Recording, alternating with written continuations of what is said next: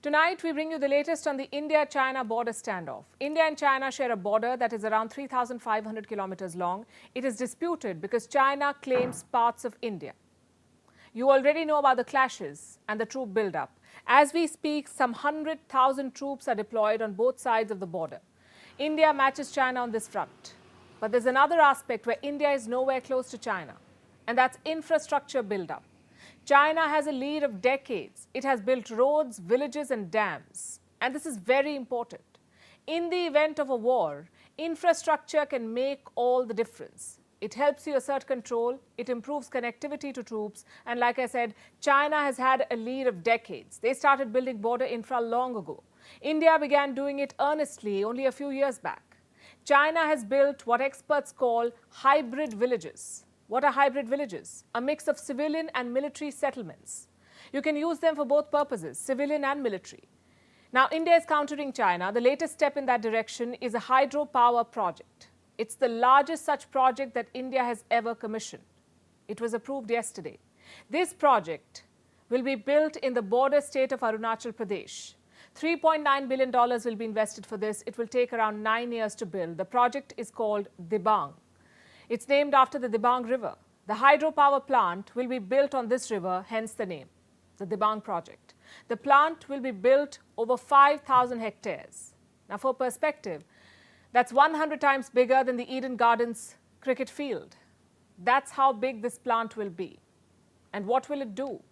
Generate power. That is the primary purpose, generating power. Hydropower is renewable energy. So this plant will help India's transition away from fossil fuels. That's one objective. But this project has a strategic dimension too. This area around Dibang is considered sensitive. Chinese troops have attempted transgressions here. So the presence of a power plant is going to improve security. It would enhance monitoring. You can track the movement of people and make the PLA think twice before attempting a transgression. By the way, China too has commissioned similar projects. It is building what it calls a super dam on the Brahmaputra. This will be on the Chinese side, the super dam. The Brahmaputra is one of the longest rivers in the world. China calls it the Yarlung Tsangpo. It originates from the Himalayas in Tibet, and from there it enters Arunachal Pradesh, passes through Assam and Bangladesh, and finally flows into the Bay of Bengal. So China is building a super dam on this river, and that's not good news for India. There are fears that China could control the Brahmaputra. The dam could be used for sinister plots. China could pull water from the downstream, or worse, it could release too much water and trigger an artificial flood.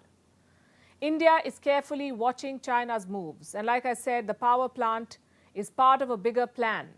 India is also working on something called the Vibrant Villages Program. What's that?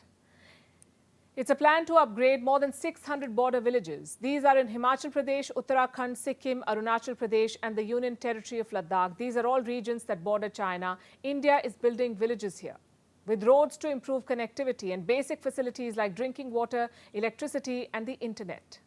This will give a boost to tourism and sporting activities. It will also provide livelihood opportunities to the locals. The goal really is to uplift the local communities. India has committed more than $500 million to this program. It's a clear effort to counter China's border villages.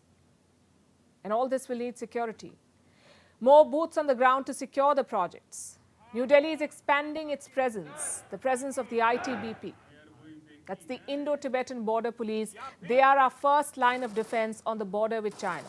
The ITBP has almost 90,000 active personnel. It has more than 170 border outposts. Now, India plans to expand this force. An additional 9,000 troops will be inducted. That would take the total number to almost 100,000. So, troop deployment, infrastructure development, and better mobility. India is countering China on every front. The latest border standoff may have begun only 3 years back, but it's an old problem really. And while the Chinese foreign minister may be in India this week, the border tensions are not going away in a hurry. It's wise to prepare one dam and one road at a time.